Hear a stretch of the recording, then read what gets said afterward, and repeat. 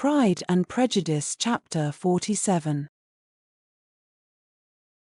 "I have been thinking it over again, Elizabeth," said her uncle, as they drove from the town, "and really, upon serious consideration, I am much more inclined than I was to judge as your eldest sister does on the matter.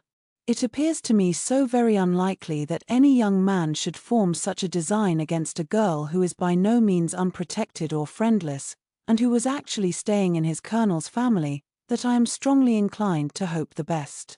Could he expect that her friends would not step forward?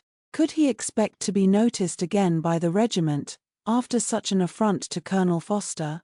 His temptation is not adequate to the risk." "Do you really think so?" cried Elizabeth, brightening up for a moment. "'Pon my word," said Mrs. Gardiner, "I begin to be of your uncle's opinion. It is really too great a violation of decency, honor, and interest, for him to be guilty of. I cannot think so very ill of Wickham.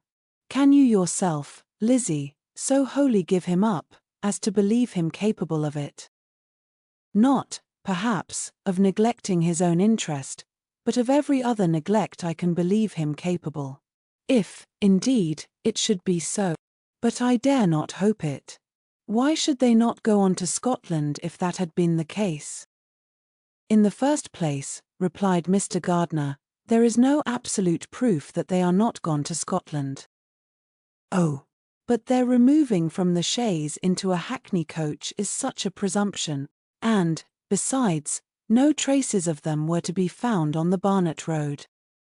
"Well, then supposing them to be in London. They may be there, though for the purpose of concealment, for no more exceptional purpose.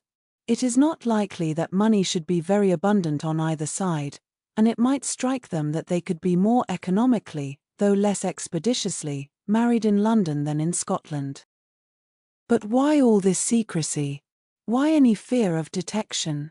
Why must their marriage be private? Oh, no, no, this is not likely. His most particular friend, you see by Jane's account, was persuaded of his never intending to marry her. Wickham will never marry a woman without some money. He cannot afford it. And what claims has Lydia, what attraction has she beyond youth, health, and good humor that could make him, for her sake, forego every chance of benefiting himself by marrying well? As to what restraint the apprehensions of disgrace in the corps might throw on a dishonorable elopement with her, I am not able to judge, for I know nothing of the effects that such a step might produce. But as to your other objection, I am afraid it will hardly hold good. Lydia has no brothers to step forward, and he might imagine, from my father's behavior, from his indolence and the little attention he has ever seemed to give to what was going forward in his family, that he would do as little, and think as little about it, as any father could do, in such a matter. But can you think that Lydia is so lost to everything but love of him as to consent to live with him on any terms other than marriage?" "It does seem, and it is most shocking indeed," replied Elizabeth, with tears in her eyes, "that a sister's sense of decency and virtue in such a point should admit of doubt. But, really, I know not what to say. Perhaps I am not doing her justice. But she is very young, she has never been taught to think on serious subjects, and for the last half-year, nay, for a 12-month, she has been given up to nothing but amusement and vanity. She has been allowed to dispose of her time in the most idle and frivolous manner, and to adopt any opinions that came in her way. Since the Shire were first quartered in Meryton, nothing but love, flirtation, and officers have been in her head. She has been doing everything in her power by thinking and talking on the subject, to give greater, what shall I call it, susceptibility to her feelings, which are naturally lively enough. And we all know that Wickham has every charm of person and address that can captivate a woman." "But you see that Jane," said her aunt, "does not think so very ill of Wickham as to believe him capable of the attempt." "Of whom does Jane ever think ill? And who is there, whatever might be their former conduct, that she would think capable of such an attempt, till it were proved against them? But Jane knows, as well as I do, what Wickham really is. We both know that he has been profligate in every sense of the word, that he has neither integrity nor honor, that he is as false and deceitful as he is insinuating." "And do you really know all this?" cried Mrs. Gardiner, whose curiosity as to the mode of her intelligence was all alive. "I do indeed," replied Elizabeth, coloring. "I told you, the other day, of his infamous behavior to Mr. Darcy, and you yourself, when last at Longbourn, heard in what manner he spoke of the man who had behaved with such forbearance and liberality towards him. And there are other circumstances which I am not at liberty, which it is not worth while to relate, but his lies about the whole Pemberley family are endless. From what he said of Miss Darcy, I was thoroughly prepared to see a proud, reserved, disagreeable girl. Yet he knew to the contrary himself. He must know that she was as amiable and unpretending as we have found her. But does Lydia know nothing of this? Can she be ignorant of what you and Jane seem so well to understand?" "Oh, yes. That is the worst of all. Till I was in Kent, and saw so much both of Mr. Darcy and his relation Colonel Fitzwilliam, I was ignorant of the truth myself. And when I returned home, the Shire was to leave Meryton in a week or fortnight's time. As that was the case, neither Jane, to whom I related the whole, nor I, thought it necessary to make our knowledge public, for of what use could it apparently be to anyone, that the good opinion which all the neighbourhood had of him should then be overthrown? And even when it was settled that Lydia should go with Mrs. Foster, the necessity of opening her eyes to his character never occurred to me. That she could be in any danger from the deception never entered my head. That such a consequence as this could ensue, you may easily believe, was far enough from my thoughts. When they all removed to Brighton, therefore, you had no reason, I suppose, to believe them fond of each other?" "Not the slightest. I can remember no symptom of affection on either side, and had anything of the kind been perceptible, you must be aware that ours is not a family on which it could be thrown away. When first he entered the corps, she was ready enough to admire him, but so we all were. Every girl in or near Meryton was out of her senses about him for the first 2 months, but he never distinguished her by any particular attention, and, consequently, after a moderate period of extravagant and wild admiration, her fancy for him gave way, and others of the regiment, who treated her with more distinction, again became her favourites. It may be easily believed that however little of novelty could be added to their fears, hopes, and conjectures on this interesting subject, by its repeated discussion, no other could detain them from it long, during the whole of the journey. From Elizabeth's thoughts it was never absent.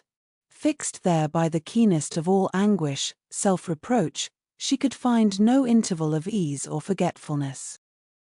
They travelled as expeditiously as possible, and, sleeping one night on the road, reached Longbourn by dinner time the next day. It was a comfort to Elizabeth to consider that Jane could not have been wearied by long expectations. The little Gardiners, attracted by the sight of a chaise, were standing on the steps of the house as they entered the paddock, and, when the carriage drove up to the door, the joyful surprise that lighted up their faces, and displayed itself over their whole bodies, in a variety of capers and frisks, was the first pleasing earnest of their welcome. Elizabeth jumped out, and, after giving each of them a hasty kiss, hurried into the vestibule, where Jane, who came running down from her mother's apartment, immediately met her. Elizabeth, as she affectionately embraced her, whilst tears filled the eyes of both, lost not a moment in asking whether anything had been heard of the fugitives. "Not yet," replied Jane. "But now that my dear uncle is come, I hope everything will be well." "Is my father in town?" "Yes, he went on Tuesday, as I wrote you word." "And have you heard from him often?" "We have heard only twice. He wrote me a few lines on Wednesday to say that he had arrived in safety, and to give me his directions, which I particularly begged him to do. He merely added that he should not write again till he had something of importance to mention." "And my mother, how is she? How are you all? My mother is tolerably well, I trust, though her spirits are greatly shaken. She is upstairs and will have great satisfaction in seeing you all. She does not yet leave her dressing room. Mary and Kitty are, thank heaven, quite well. But you, how are you? Cried Elizabeth. You look pale. How much you must have gone through. Her sister, however, assured her of her being perfectly well, and their conversation, which had been passing while Mr. and Mrs. Gardiner were engaged with their children, was now put an end to by the approach of the whole party. Jane ran to her uncle and aunt, and welcomed and thanked them both, with alternate smiles and tears. When they were all in the drawing-room, the questions which Elizabeth had already asked were of course repeated by the others, and they soon found that Jane had no intelligence to give. The sanguine hope of good, however, which the benevolence of her heart suggested had not yet deserted her. She still expected that it would all end well, and that every morning would bring some letter, either from Lydia or her father, to explain their proceedings, and, perhaps, announce their marriage. Mrs. Bennet, to whose apartment they all repaired, after a few minutes' conversation together, received them exactly as might be expected, with tears and lamentations of regret, invectives against the villainous conduct of Wickham, and complaints of her own sufferings and ill-usage, blaming everybody but the person to whose ill-judging indulgence the errors of her daughter must principally be owing. If I had been able, said she, to carry my point in going to Brighton, with all my family, this would not have happened, but poor dear Lydia had nobody to take care of her. Why did the Fosters ever let her go out of their sight? I am sure there was some great neglect or other on their side, for she is not the kind of girl to do such a thing if she had been well looked after. I always thought they were very unfit to have the charge of her, but I was overruled, as I always am. Poor dear child. And now here's Mr. Bennet gone away, and I know he will fight Wickham, wherever he meets him, and then he will be killed, and what is to become of us all? The Collinses will turn us out before he is cold in his grave, and if you are not kind to us, brother, I do not know what we shall do. They all exclaimed against such terrific ideas, and Mr. Gardiner, after general assurances of his affection for her and all her family, told her that he meant to be in London the very next day, and would assist Mr. Bennet in every endeavour for recovering Lydia. Do not give way to useless alarm, added he, though it is right to be prepared for the worst, there is no occasion to look on it as certain. It is not quite a week since they left Brighton. In a few days more we may gain some news of them. Until we know that they are not married, and have no design of marrying, do not let us give the matter over as lost. As soon as I get to town I shall go to my brother, and make him come home with me to Gracechurch Street, and then we may consult together as to what is to be done. Oh, my dear brother, replied Mrs. Bennet, that is exactly what I could most wish for.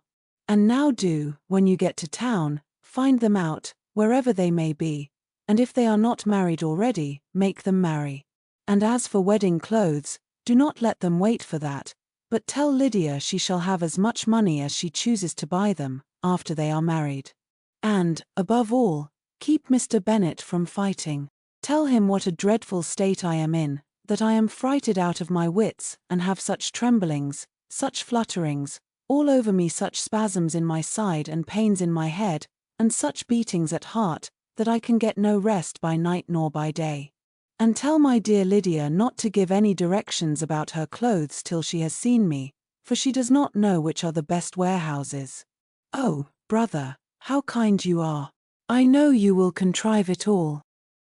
But Mr. Gardiner, though he assured her again of his earnest endeavours in the cause, could not avoid recommending moderation to her, as well in her hopes as her fear, and after talking with her in this manner till dinner was on the table, they all left her to vent all her feelings on the housekeeper, who attended in the absence of her daughters.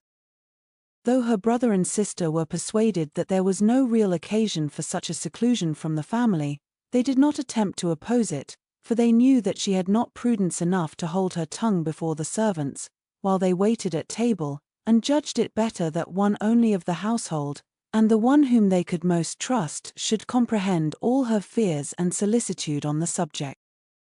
In the dining room they were soon joined by Mary and Kitty, who had been too busily engaged in their separate apartments to make their appearance before. One came from her books, and the other from her toilette. The faces of both, however, were tolerably calm, and no change was visible in either, except that the loss of her favourite sister, or the anger which she had herself incurred in this business, had given more of fretfulness than usual to the accents of Kitty. As for Mary, she was mistress enough of herself to whisper to Elizabeth, with a countenance of grave reflection, soon after they were seated at table. "This is a most unfortunate affair, and will probably be much talked of.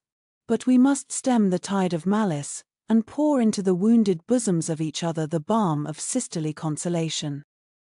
Then, perceiving in Elizabeth no inclination of replying, she added, "Unhappy as the event must be for Lydia, we may draw from it this useful lesson, that loss of virtue in a female is irretrievable, that one false step involves her in endless ruin, that her reputation is no less brittle than it is beautiful, and that she cannot be too much guarded in her behavior towards the undeserving of the other sex." Elizabeth lifted up her eyes in amazement, but was too much oppressed to make any reply. Mary, however, continued to console herself with such kind of moral extractions from the evil before them. In the afternoon, the two elder Miss Bennets were able to be for half an hour by themselves, and Elizabeth instantly availed herself of the opportunity of making any inquiries, which Jane was equally eager to satisfy.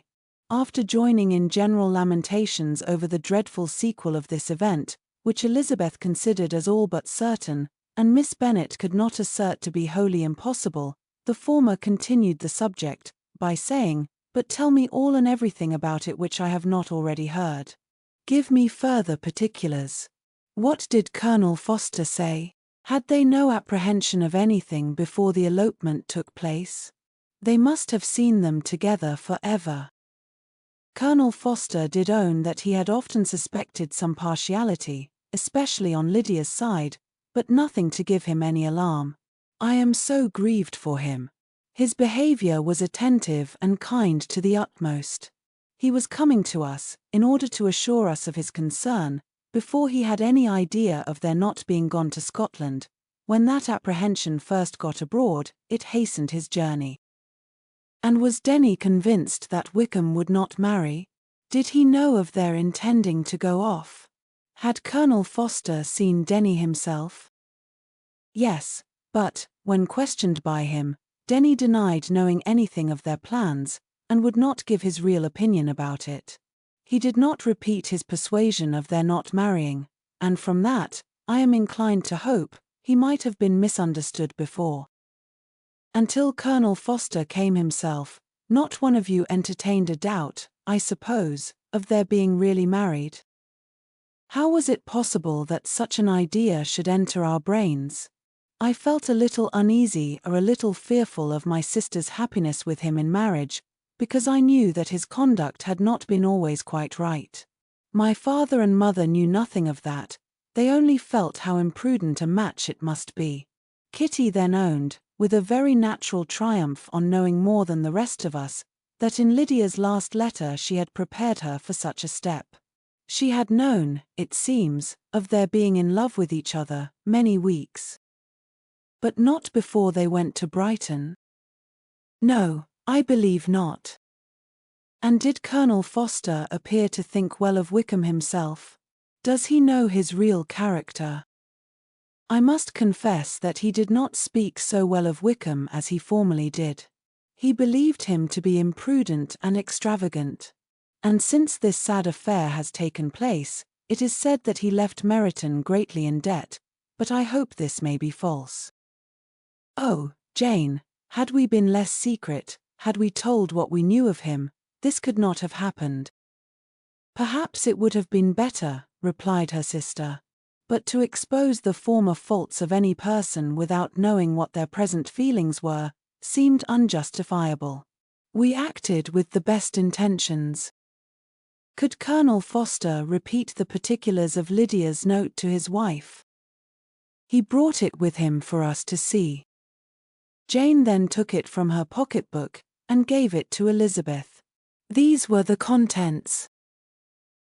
"My dear Harriet, you will laugh when you know where I am gone, and I cannot help laughing myself at your surprise tomorrow morning, as soon as I am missed. I am going to Gretna Green, and if you cannot guess with who, I shall think you a simpleton, for there is but one man in the world I love, and he is an angel. I should never be happy without him, so think it no harm to be off. You need not send them word at Longbourn of my going, if you do not like it, for it will make the surprise the greater, when I write to them and sign my name Lydia Wickham. What a good joke it will be! I can hardly write for laughing. Pray make my excuses to Pratt for not keeping my engagement, and dancing with him tonight.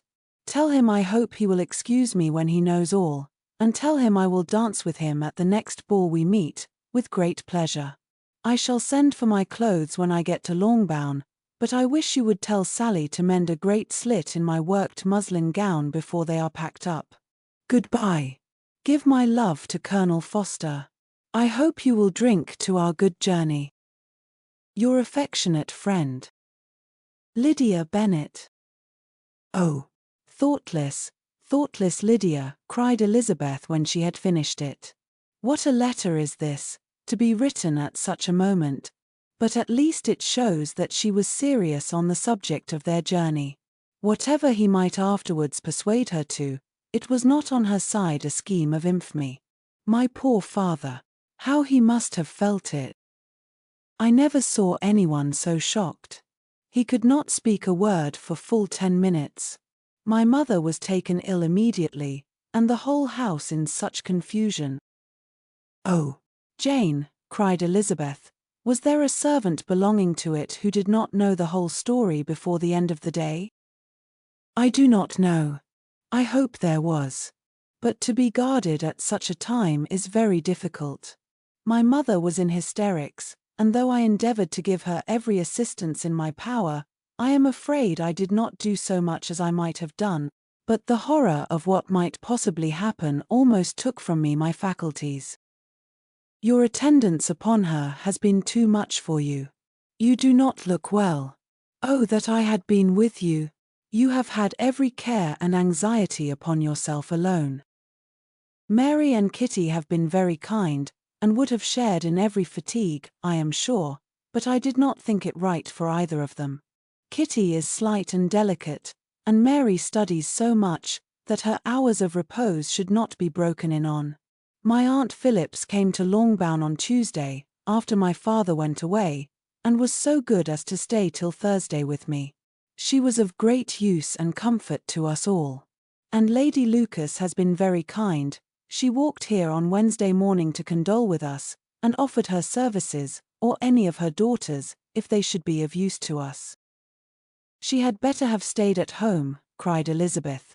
"Perhaps she meant well, but, under such a misfortune as this, one cannot see too little of one's neighbors. Assistance is impossible, condolence insufferable. Let them triumph over us at a distance, and be satisfied."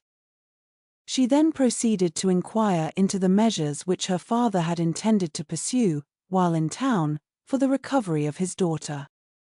"He meant, I believe," replied Jane, "to go to Epsom, the place where they last changed horses, see the postilions and try if anything could be made out from them. His principal object must be to discover the number of the hackney coach which took them from Clapham. It had come with a fare from London, and as he thought that the circumstance of a gentleman and ladies removing from one carriage into another might be remarked, he meant to make inquiries at Clapham. If he could anyhow discover at what house the coachman had before set down his fare, he determined to make inquiries there, and hoped it might not be impossible to find out the stand and number of the coach. I do not know of any other designs that he had formed, but he was in such a hurry to be gone, and his spirits so greatly discomposed, that I had difficulty in finding out even so much as this.